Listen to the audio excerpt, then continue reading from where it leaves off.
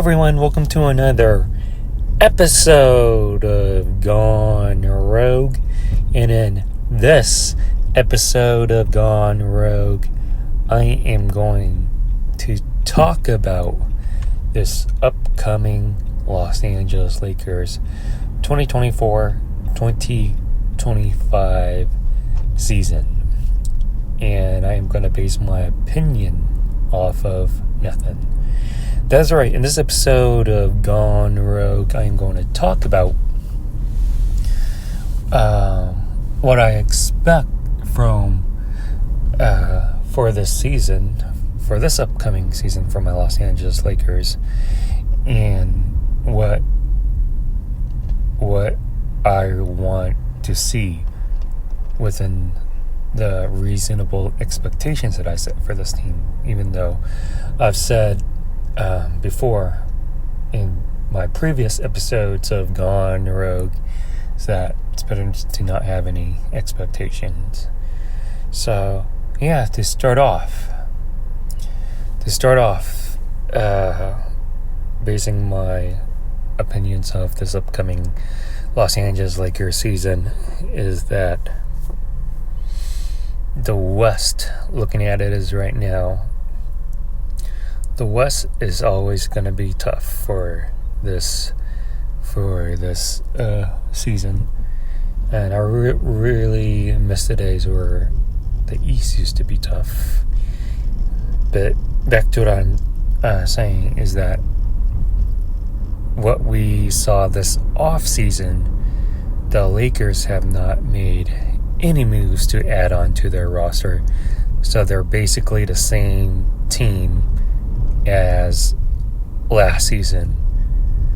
They're basically, my Los Angeles Lakers are basically the same team as last season, with the addition of Dalton Knecht, and that's about it. I really don't see any additions to this Los Angeles Lakers team, with the exception of Dalton Knecht with the 17th overall first round pick. And from what I saw in this preseason, he's a great addition for this Los Angeles Lakers team, and I'll emphasize more on that bit. Comparing this Lakers roster to other additions on other teams in the West or in the NBA. Let's talk about the West in general. Let's talk about the West before we even mention about looking at the overall picture. So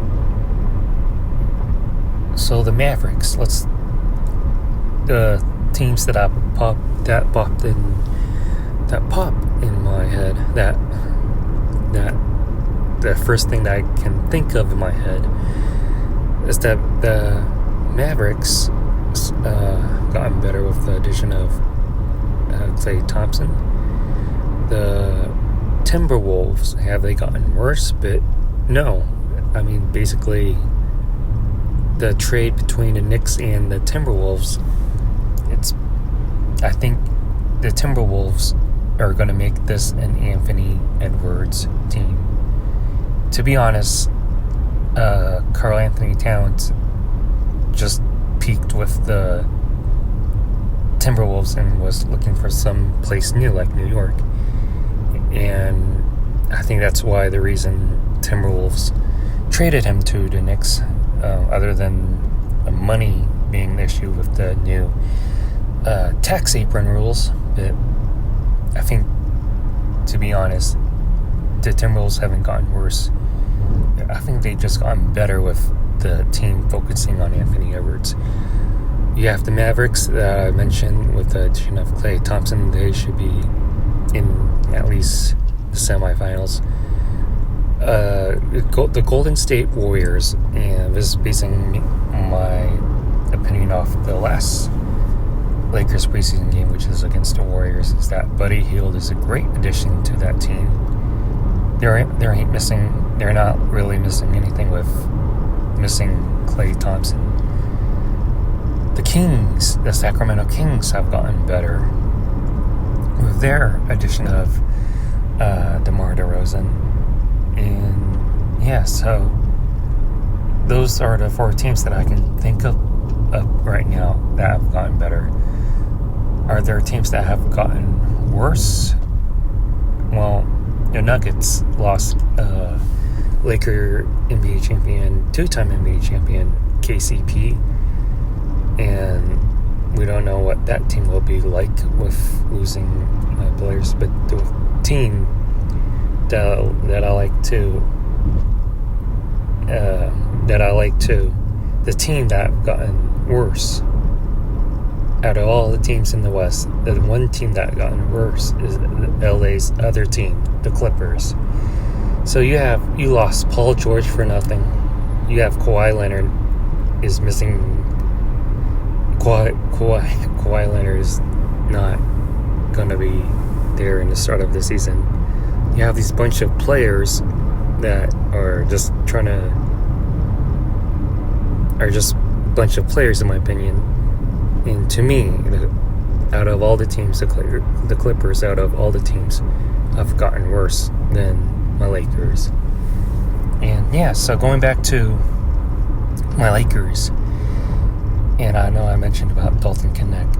Lakers went 2-4 in preseason, and like I said, preseason isn't really an indicator of anything of what to expect in this upcoming season. I mean, not all 30 NBA teams played 6 preseason games. You have some teams that even played 4, and I don't think that today's NBA preseason games are an indicator of anything of what to expect in the upcoming seasons.